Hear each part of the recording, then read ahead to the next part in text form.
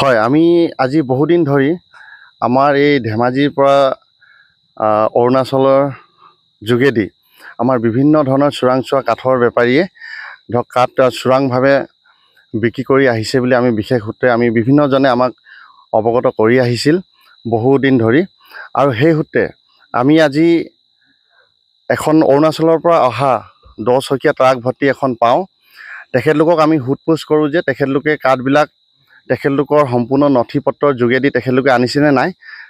তেখেতলোকৰ ড্ৰাইভাৰজনক সোধোতে ড্ৰাইভাৰজনে যে আমাৰ যিখিনি তেখেতলোকৰ কাঠ কিনাৰ যিখিনি টিপি আৰু তেখেতলোকৰ বিল দেখাইছে, ভাউচাৰ দেখাইছে, এই ভাউচাৰত আমাৰ অলপ সন্দেহ উপজিল।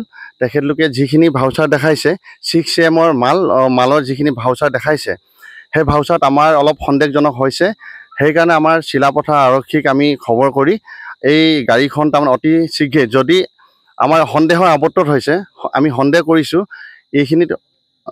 এইখিনিত কোনোবা নহয় কোনোবা এটা দুষ্কৃতিকাৰীয়ে এই ব্যৱসায়টো চলাই আহিছে অবৈধভাৱে। তাত আমাৰ সন্দেহ উপজিছে। সেইকাৰণে আমাৰ চিলাপথাৰ আৰক্ষী বিষয়াক আমি জনাইছোঁ, কথাখিনি অৱগত কৰিছোঁ। তেখেতলোকৰ জৰিয়তে আমাৰ বিট অফিচাৰক আমি গোটেইখিনি কথাখিনি কওঁ আৰু এই বিট অফিচাৰে আমাক আশ্বাস দিছে যদি অহাকালিৰ ভিতৰত এই সম্পূৰ্ণ নথি পত্ৰ যোগেদি তেখেতলোকে মালখিনি ক্ৰয় কৰিছেনে নাই কৰা, সেইখিনি আমাক স্পষ্টকৰণ অহাকালি ৰাতিপুৱা 9টা বজাৰ ভিতৰত কৰিম বুলি কৈছে। আমি এই ধেমাজি জিলাৰ জাতীয় সংগঠন হিচাপে আমাৰ এই ধেমাজিত এনেকুৱা দুৰ্নীতি কাম আমি হ'বলৈ নিদিওঁ, ভৱিষ্যতেও আমি হ'বলৈ নিদিওঁ, আজিও হ'ব নিদিওঁ। অহাকালি বিট অফিচাৰে ইয়াৰ উচিত তদন্ত ল'ব লাগিব। যদি তেখেতে নলয়, আমি তাৰ DFO পৰ্যায়লৈ আমি তেখেতকো আমি অনুৰোধ জনাম, ইয়াৰ উচিত তদন্ত হ'ব লাগিব। আৰু যিসকলে এই চোৰাংচোৱা কাঠৰ বেপাৰৰ লগত জড়িত আছে তেখেতলোকক আৰক্ষীয়ে প্ৰশাসনে তেখেতলোকক হয় কি কৈছে হয়, তেখেতে আমাৰ ড্ৰাইভাৰজনে কোৱা মতে তেখেতে জুতুলি কাঠ অনা বুলি কৈছিল।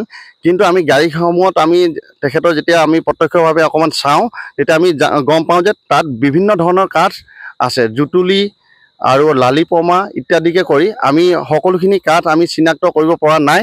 আমাৰ অহাকালিলৈ বিট অফিচাৰ ডাঙৰীয়া আমাক আশ্বাস দিছে, অহাকালি সম্পূৰ্ণ তেখেতলোকৰ গাড়ী খালী কৰি কাঠবিলাক তন্ন কৰি পেলাই তেখেতলোকে পৰীক্ষা কৰিম বুলি আমাক আশ্বাস দিছে।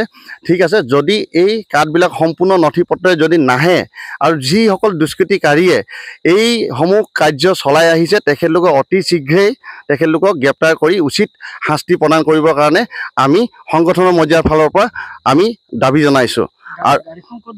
হয়, গাড়ীখন আমি ধৰিছিলোঁ চিলাহুটি ভঙা দলং বুলি কয়, ভঙা দলঙৰ ওচৰতে ধৰিছিলোঁ। ধৰোঁতে তেখেতলোকৰ তাৰমানে সোধ-পোছত তেখেতলোকৰ দাদাগিৰি। আৰু এটা কথা ইয়াতে কৈ দিছোঁ, যিটো পাৰ্টীয়ে মাল পঠাইছিল আৰু যিটো পাৰ্টীয়ে মাল কিনিছিল আৰু যিজন গাড়ীৰ মালিক আছিল, তেখেতলোকৰ মাজত কিন্তু তৃতীয় পাৰ্টী এটাই আমাৰ লগত বিতৰ্ক কৰিবৰ কাৰণে এই জেগাত উপস্থিত হৈছিল।